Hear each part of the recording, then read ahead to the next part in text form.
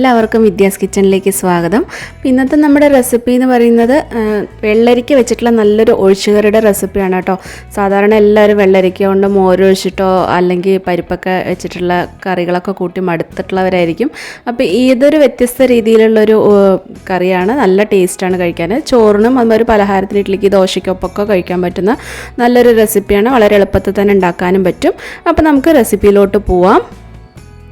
അപ്പോൾ ഇതിനായിട്ട് ഞാനൊരു ചെറിയൊരു വെള്ളരിക്കയാണ് കേട്ടോ എടുത്തിട്ടുള്ളത്. അതിൻ്റെ തോലൊക്കെ കളഞ്ഞിട്ട് ഉള്ളിലെ കുരു എല്ലാം കളഞ്ഞിട്ട് ഇതുപോലെ നമ്മൾ സാമ്പാറിനൊക്കെ അരിയില്ലേ അതുപോലെ കഷ്ണങ്ങളാക്കിയിട്ട് നന്നായിട്ട് കഴുകിയിട്ട് ഒരു ചട്ടിയിൽ വെച്ചിട്ടുണ്ട്.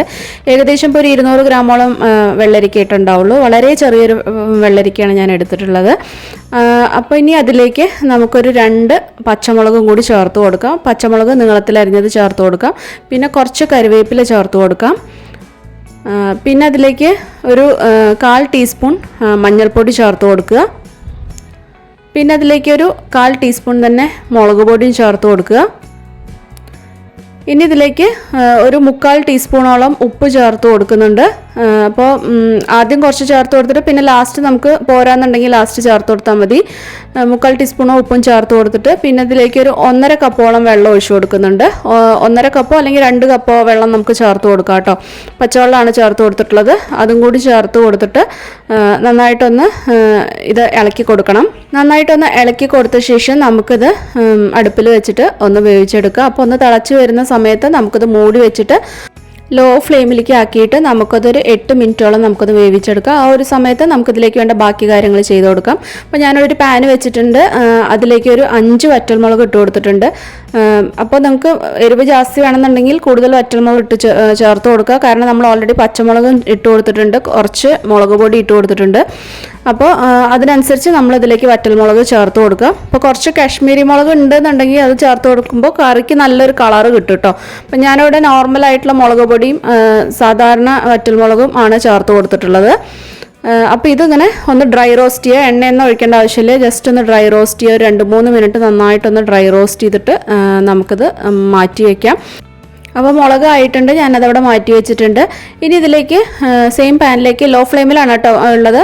പാനിലേക്ക് 2 ടീസ്പൂൺ ഉഴുന്നിട്ട് കൊടുക്കുക. പിന്നെ അതിലേക്ക് 1 ടീസ്പൂൺ കടലപ്പരിപ്പ് ഇട്ട് കൊടുക്കുക. നമ്മൾ പരിപ്പ് വടക്കൊക്കെ എടുക്കുന്ന പരിപ്പ് കടലപ്പരിപ്പ് ഇട്ട് കൊടുക്കുക. പിന്നെ അതിലേക്ക് ഒരു 1.5 ടീസ്പൂൺ മുഴുവനായിട്ടുള്ള മല്ലി ചേർത്ത് കൊടുക്കുക. മല്ലിയുടെ ഫ്ലേവർ നല്ലപോലെ ഇഷ്ടമുള്ളവർക്ക് 2 ടീസ്പൂണോളം ചേർത്ത് കൊടുക്കുക. അപ്പോൾ അല്ലാത്തവർ ഒരു 1.25 മുതൽ 1.5 ടീസ്പൂണിൻ്റെ ഉള്ളിൽ ചേർത്ത് കൊടുത്താൽ മതി. പിന്നെ ഒരു 1/8 സ്പൂണ് ഉലുവ ചേർത്ത് കൊടുക്കുക. അപ്പോൾ ഉലുവയും കൂടണ്ട, കാരണം കയ്പ്പ് രസം വരും. അപ്പോൾ 1/8 സ്പൂണോളം ഉലുവ നമുക്ക് ചേർത്ത് കൊടുത്താൽ മതി. ഇതും നമുക്കൊന്ന് ഡ്രൈ റോസ്റ്റ് ചെയ്തെടുക്കാം. ജസ്റ്റ് ഒന്ന് കളറൊക്കെ ചേഞ്ച് ആയിട്ട് നല്ലൊരു മണം വരും. അതാണ് അതിൻ്റെ പാകം. എണ്ണയൊന്നും ഒഴിക്കേണ്ട ആവശ്യമില്ല, ഡ്രൈ റോസ്റ്റ് ചെയ്താൽ മതി. അതുപോലെ ചെയ്യുമ്പോൾ മാക്സിമം ഇരുമ്പ് ചീഞ്ചട്ടിയിലൊക്കെ ചെയ്യാൻ നോക്കുക. ഞാനിവിടെ വീഡിയോ എടുക്കുന്നതുകൊണ്ടാണ് നോൺ സ്റ്റിക്ക് പാനിൽ. കാരണം അത് ഇങ്ങനെ ഡ്രൈ റോസ്റ്റ് ഒക്കെ ചെയ്യുന്ന സമയത്ത് അതിൻ്റെ കോട്ടിംഗ് ഒക്കെ ഇളകാനുള്ള ചാൻസ് ഉണ്ട്. അപ്പോൾ അങ്ങനെ ചെയ്താൽ മതി കേട്ടോ നിങ്ങൾ ചെയ്യുമ്പോൾ. അപ്പോൾ ഇതൊക്കെ ആയിട്ടുണ്ട്. ഇനി ഇതും നമുക്ക് ചൂടാറാനായിട്ട് അവിടെ മാറ്റി വയ്ക്കാം. ഇനി ഈ പാനിലോട്ട് ഞാൻ ഇട്ട് കൊടുക്കുന്ന ഒരു 3/4 കപ്പ് ചിരകിയ തേങ്ങ ചേർത്ത് കൊടുക്കുന്നുണ്ട്. അപ്പോൾ ഒരു ചെറിയ തേങ്ങയാണ് കേട്ടോ. അപ്പോൾ ഒരു 3/4 കപ്പോളം മതി. പിന്നെ അതിലേക്ക് ഒരു 3-4 ചെറിയ ഉള്ളി ചേർത്ത് കൊടുക്കുക. പിന്നെ കുറച്ചും കൂടി കറിവേപ്പിലയും കൂടി ചേർത്ത് കൊടുക്കുക. ഇതും ചേർത്തിട്ട് ഇതും ഒന്ന് റോസ്റ്റ് ചെയ്തെടുക്കുക. എണ്ണയൊന്നും ഒഴിക്കേണ്ട ആവശ്യമില്ല. കളറും ഒരുപാട് ചേഞ്ച് ആവണ്ട, തേങ്ങയുടെ ബ്രൗൺ കളറൊന്നായി വരണ്ട. ആ പാലൊക്കെ ഒന്ന് വറ്റിയിട്ട് ഒന്ന് ചെറുതായിട്ട് നമുക്കൊരു ഡ്രൈ ആയിട്ട് വന്നാൽ മാത്രം മതി കേട്ടോ. അപ്പോൾ നമുക്കത് ഇളക്കുമ്പോൾ തന്നെ മനസ്സിലാവും. അതിൻ്റെ കുറച്ച് പാലൊക്കെ വറ്റി വരുമ്പോൾ തേങ്ങ ഇങ്ങനെ ഇളക്കുമ്പോൾ തന്നെ ഒരു സോഫ്റ്റായിട്ട് നമുക്ക് ഫീൽ ചെയ്യും. അപ്പോൾ ആ ഒരു സ്റ്റേജ് എത്തുന്നവരെ മാത്രം നമ്മളിത് വറുത്തെടുത്താൽ മതി. ഇപ്പോൾ തേങ്ങ അത്യാവശ്യം റോസ്റ്റ് ആയിട്ടുണ്ട്. അപ്പോൾ ഈ ഒരു ഇതാവുന്നവരെ മാത്രം ചെയ്താൽ മതി കേട്ടോ. അപ്പോൾ ഇതും നമുക്ക് ചൂടാറാനായിട്ട് അവിടെ മാറ്റി വയ്ക്കാം. ഇനി ഒരു മിക്സിയുടെ ജാറിലേക്ക് ഞാൻ ആദ്യം വറ്റൽമുളക് ഇട്ട് കൊടുത്തിട്ടുണ്ട്. ഇത് നമുക്കൊന്ന് പൊടിച്ചു കൊണ്ടുവരാം. ആദ്യം വറ്റൽമുളക് പൊടിച്ചെടുക്കണം, അല്ലെങ്കിൽ ചിലപ്പോൾ മുളക് കറക്റ്റായിട്ട് ഇങ്ങോട്ട് അരഞ്ഞു കിട്ടില്ല കേട്ടോ. അതാണ് ആദ്യം അത് ഒന്ന് പൊടിച്ചു കൊണ്ടുവന്നത്. എന്നിട്ട് നമുക്ക് ബാക്കി മല്ലിയും ഉഴുന്നൊക്കെ കൂടി അതും ഒന്ന് പൊടിച്ചു കൊണ്ടുവരിക. എന്നിട്ട് നമ്മൾ തേങ്ങയും കൂടി ചേർത്ത് കൊടുത്തിട്ട് ആവശ്യത്തിന് വെള്ളം ഒഴിച്ചിട്ട് നന്നായിട്ട് നല്ല ഫൈനായിട്ട് അരച്ചെടുക്കണം. നല്ല പേസ്റ്റ് പോലെ നമുക്കത് അരച്ചിട്ട് മാറ്റി വയ്ക്കാം. ഇപ്പോൾ ഒരു 8 മിനിറ്റ് ആയിട്ടുണ്ട്. ഞാനൊന്ന് തുറന്ന് നോക്കിയിട്ടുണ്ട്. വെള്ളരിക്ക ഏകദേശം ഒരു 3/4 വേവോളം ആയിട്ടുണ്ട്. ഇനി നമുക്കിതിലേക്ക് ഒരു 3 ചെറിയ തക്കാളി നീളത്തിൽ അരിഞ്ഞത് ചേർത്ത് കൊടുക്കുക. ചെറിയ തക്കാളിയാണ് കേട്ടോ ചേർത്ത് കൊടുത്തിട്ടുള്ളത്. വലുതൊക്കെ ആണെന്നുണ്ടെങ്കിൽ ഒരു 1.5 അല്ലെങ്കിൽ 2 മതിയാവും. അപ്പോൾ അതും കൂടി ചേർത്ത് കൊടുത്തിട്ടുണ്ട്. പിന്നെ അതിലേക്ക് നമ്മൾ തേങ്ങയുടെ മിക്സ് നമ്മൾ 1/2 ഭാഗത്തോളം ചേർത്ത് കൊടുക്കുക കേട്ടോ. അത്രയും മാത്രം ചേർത്ത് കൊടുത്താൽ മതി. ബാക്കി നമുക്ക് പിന്നീട് ചേർത്ത് കൊടുക്കാം. അപ്പോൾ ഞാൻ കുറച്ചുകൂടെ പകുതി ഇട്ടിട്ട് ബാക്കി കുറച്ചുകൂടെ മാറ്റി വെച്ചിട്ടുണ്ട്. ഇനി ഇത് നന്നായിട്ടൊന്ന് മിക്സ് ചെയ്ത് കൊടുക്കുക. അപ്പോൾ ഇത് ഒന്ന് പകുതി ഇട്ടിട്ട് നമുക്ക് നന്നായിട്ടൊന്ന് തിളപ്പിച്ചെടുക്കുമ്പോൾ ഈ മസാലയൊക്കെ നന്നായിട്ട് വെള്ളരിക്കയുടെ ഉള്ളിലൊക്കെ ഒന്ന് പിടിച്ച് കിട്ടാനാണ്. ലാസ്റ്റ് നമ്മൾ ബാക്കി പകുതിയും കൂടി ചേർത്ത് കൊടുക്കുമ്പോൾ ആ ഒരു മസാലയുടെയൊക്കെ നല്ലൊരു മണവും അതിൻ്റെ ഒരു ഫ്ലേവറൊക്കെ നമുക്ക് കിട്ടുകയും ചെയ്യും. അതാണ് ഈ 2 തവണയായിട്ട് നമ്മൾ ചേർത്ത് കൊടുക്കുന്നത്.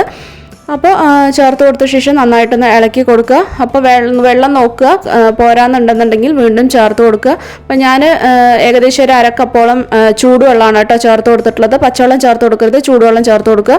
നന്നായിട്ടൊന്ന് തിളച്ച് തുടങ്ങുമ്പോൾ വീണ്ടും ഒന്ന് നന്നായിട്ടൊന്ന് ഇളക്കിയിട്ട് ഫ്ലെയിം ലോലാക്കുക. എന്നിട്ട് വീണ്ടും അടച്ചു വെച്ചിട്ട് ഒരു 3-4 മിനിറ്റും കൂടി നന്നായിട്ടൊന്ന് വേവിച്ചെടുക്കുക. അപ്പോഴേക്കും മസാലയൊക്കെ നന്നായിട്ട് അതിൻ്റെ ഉള്ളിൽ പിടിച്ചു കിട്ടും.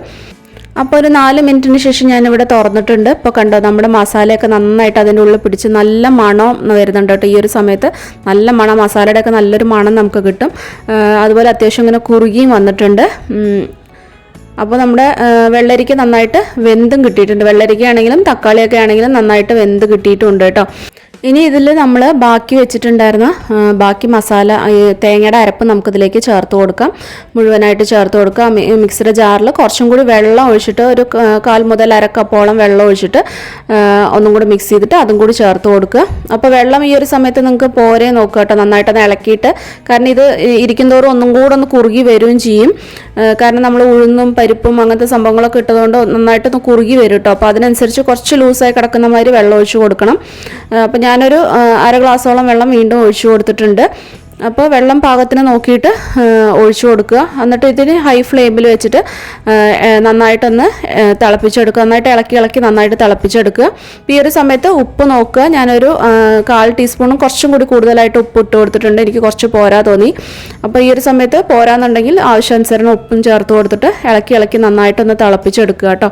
1-2 മിനിറ്റോളം തിളപ്പിച്ച് നന്നായിട്ടൊന്ന് കുറുക്കിയെടുത്ത ശേഷം ഫ്ലെയിം ഓഫ് ചെയ്യുക. ഇനി നമുക്കിതിലേക്ക് വറുത്തിടണം. അതിന് വേണ്ടിയിട്ട് ഒരു പാൻ വെച്ചിട്ടുണ്ട്. അതിലേക്ക് വെളിച്ചെണ്ണ ഒഴിച്ചു കൊടുക്കുക. 1 ടീസ്പൂൺ കടുക് നന്നായിട്ട് പൊട്ടിക്കഴിയുമ്പോൾ 2-3 വറ്റൽമുളകും അതുപോലെ കുറച്ച് കറിവേപ്പിലയും കൂടി ഇട്ട് കൊടുക്കുക. എന്നിട്ട് നമുക്ക് ഈ ഒരു ഇതിലേക്ക് കൊട്ടി കൊടുക്കാം കേട്ടോ. അപ്പോൾ നമ്മുടെ വെള്ളരിക്ക ഒഴിച്ചുകറി റെഡി ആയിട്ടുണ്ട്. നല്ല ടേസ്റ്റ് ആയിട്ടുള്ള ഒരു കറിയാണ്. തീർച്ചയായിട്ടും എല്ലാവരും ഒന്ന് ഉണ്ടാക്കി നോക്കൂ. ഇപ്പോൾ ഈ തേങ്ങയൊക്കെ ഇട്ടതുകൊണ്ട് പെട്ടെന്ന് കേട് വരുന്നൊന്നും വിചാരിക്കേണ്ട. കാരണം നമ്മൾ തേങ്ങയൊക്കെ ഒന്ന് വറുത്തിട്ടാണ് ഇതിലേക്ക് ചേർത്ത് കൊടുക്കുന്നത്. അതുകൊണ്ട് ഇപ്പോൾ ഇത്ര ചൂടുകാലമായാലും പെട്ടെന്നൊന്നും കേടുവന്നൊന്നും പോവില്ല. നല്ല ടേസ്റ്റുമാണ് കേട്ടോ കഴിക്കാനായിട്ട്. എപ്പോഴും ഒരേ രീതിയിൽ കഴിച്ചിട്ട് മടുത്തവർക്ക് തീർച്ചയായിട്ടും ട്രൈ ചെയ്യാൻ പറ്റുന്ന ഒരു റെസിപ്പിയാണ്. അപ്പോൾ എല്ലാവരും ഉണ്ടാക്കി നോക്കിയിട്ട് നിങ്ങളുടെ അഭിപ്രായം പറയാനും ഇഷ്ടമായ മറ്റുള്ളവർക്കൊക്കെ ആയിട്ടൊന്ന് ഷെയർ ചെയ്ത് കൊടുക്കാനും ചാനലൊന്ന് സബ്സ്ക്രൈബ് ചെയ്ത് സപ്പോർട്ട് ചെയ്യാനും മറക്കരുത്. അപ്പോൾ വീണ്ടും നമുക്ക് നല്ല നല്ല റെസിപ്പീസായിട്ട് വീണ്ടും കാണാം. Take care. ബൈ.